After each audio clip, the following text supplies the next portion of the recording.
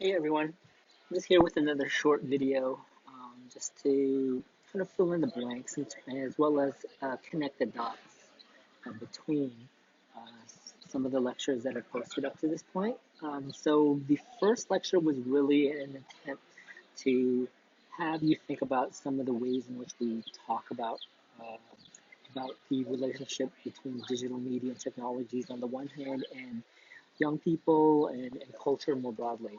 Um, so I introduced two main ideas or two core concepts, technological determinism and social constructionism, as ways to name and identify some of the overriding discourses or frameworks in terms of which we make sense of or understand that relationship between digital media and technologies on the one hand and children and young people and culture more broadly on the other.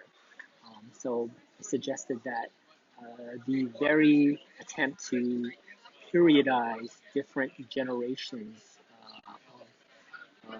amongst the population in terms of their familiarity with and comfort with different technologies like the computer or the internet or smartphones reflects a certain strain of technological determinism.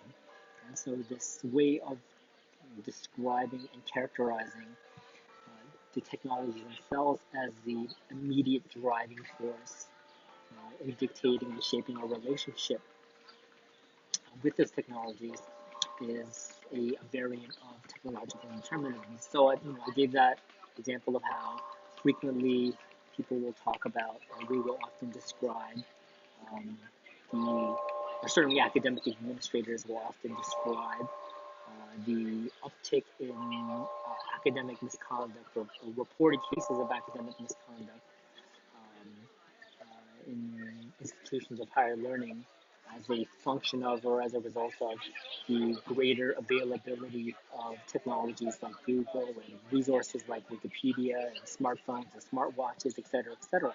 And what I tried to do by the question that I tried to pose or raise is whether or not the supposed increase in reported cases or incidents of academic misconduct, which, to be fair, I have probably witnessed myself over the last 6, 7, 8 years that I've been teaching, whether that uptick or increase might better be understood in terms of certain social or economic or cultural pressures, right? So, for example, um, um, the heightened or ever more intensifying competition amongst students for ever more scarce job opportunities or internships or placements or grad school opportunities, et cetera, et cetera. Those are not technological or technical considerations. Rather, those are economic and social factors. And maybe lots of people are, lots of students are all struggling to keep ahead in ever constricting market. Um, and many students, I'm sure, many, if not most of you, are probably dealing with this right now. I'm juggling multiple jobs, right, or forms of work at the same time that you're pursuing your studies, and even I'm sure a lot of you are fairly sleep deprived a lot of the time, and maybe forget to properly source or attribute a quotation or statistic. Right, those all count as academic misconduct. And again, those have little to do with Google or Wikipedia or smartphones and everything to do with certain social and economic and cultural constraints and pressures. Right? So, the point of that first lecture is not to suggest that technological determinism is wrong. It's the dominant and hegemonic perspective or framework in terms of which we tend to understand our relationship with digital media to the point where we characterize and represent younger generations in terms of their in terms of the immediacy of their relationship with those media and technologies. So it's not that technological determinism is wrong, it is popular, but that we might need to supplement, right, and augment some of its insights and some of its contentions or claims with other perspectives like social disruptionism. Right? And, of course, there's a lot that technological determinism seems to get right or accurately capture about how smartphones and laptops and smartwatches and AI and machine learning are affecting and reorganizing our lives. But there are other aspects that we need to attend to as well. And I guess as part and parcel, I'll try to wrap this up now. Um, Part and parcel of this emphasis upon social and cultural and political constraints and factors, I introduced the work of Barbara and Cameron, and specifically their idea of the quote unquote the Californian ideology as a way to kind of make sense of the peculiar and very specific outlook that seems to characterize Silicon Valley. Right? There's a specific worldview that is distinctive of the entrepreneurs and engineers and executives and thought leaders who populate, right, the hub of the tech industry in the United States, right, and by extension the world.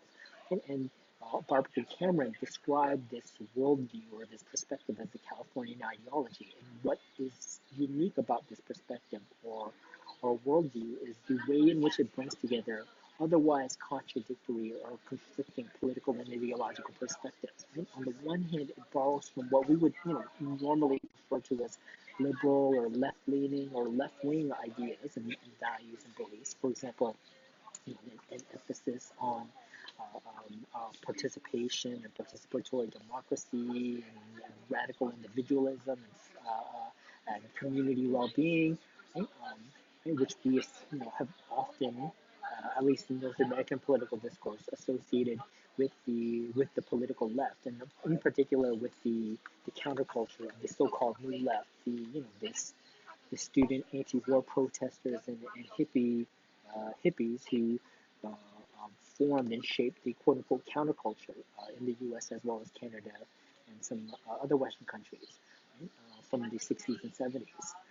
Um, so on the one hand, the Californian ideology draws from that set of values and beliefs, right? And like we see this when people like Mark Zuckerberg and Bill Gates and Sergey Brin and Larry Page and Elon Musk and all these other figures, all these other figures in the tech world frequently describe or frequently uh, uh, um, espouse the view that their businesses and their technologies are not just about making money, but about saving the world, helping the environment, right?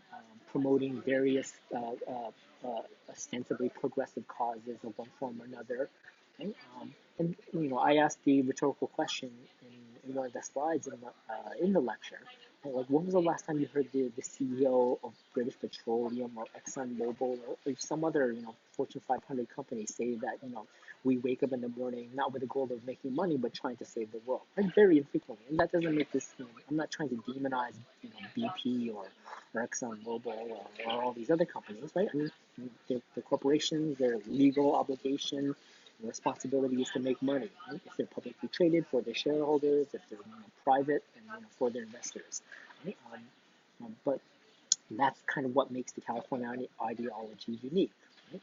That's what makes Silicon Valley unique. Right? Yes, the way that it draws from left-wing or liberal worldviews and values. But on the other hand, as Barbara and Cameron point out, the California ideology also pulls from the playbook of the so-called New Right, right? The governments and administrations of Ronald Reagan and Margaret Thatcher and John Howard and Brian Mulroney, among others, which became dominant throughout the Western world in the late 70s, 80s, and early part of the 90s. Right? And those were governments largely associated with policies that tended towards deregulation of markets, right? And emphasis upon, right, the removal or absence of state oversight and intervention.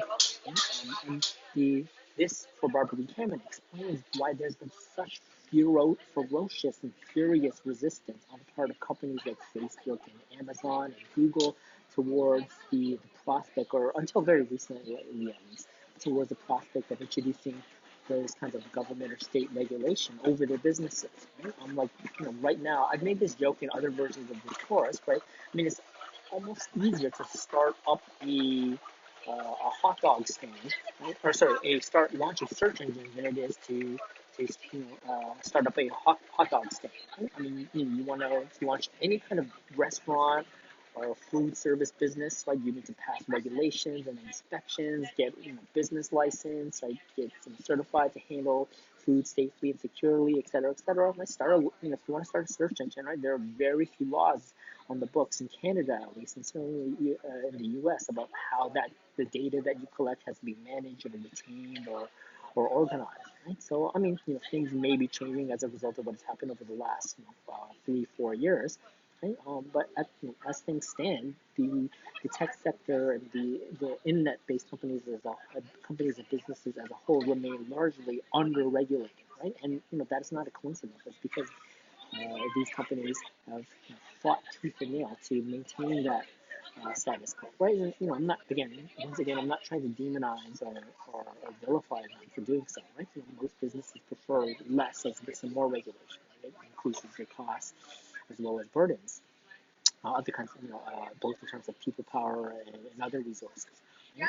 But the main point that Barbara and Tamara are trying to make is that's what makes the worldview of Silicon Valley so unique. The way that it pulls together both left-leaning and right-leaning ideas to create this curious ensemble that they named the Californian ideology. Right? And according to them, that their California ideology has wielded and exerted a considerable influence over how we think about and how we understand the tech sector in particular, but also the internet and digital culture more broadly. Right? The fact that we tend to almost exclusively associate the dynamism and progress of digital and network technologies with private industry, companies like Amazon and Cisco and Microsoft and IBM and Google and Facebook, et cetera, right? Rather than identifying the rather considerable and significant investments and contributions that the public sector have made to the emergence and appearance of these technologies. Right? Partly, I think it's important for us as we talk about and consider the role and influence of these technologies in our lives, and in particular how young people and children are responding to the ubiquity of these technologies. I think it's important to bear in mind the particularities and specificities of the kinds of discourses and ideologies that shape our understanding of these technologies, right? Whether we're talking about technological determinism or the Californian ideology. Okay, so I've already run a little longer than I wanted to, so I will probably post a video in another couple of days, just trying to connect the dots between participatory culture / free labor and Google, which are the themes of the lectures for this week. So hopefully I will have a video up by Saturday at the latest. All right, until then, take care.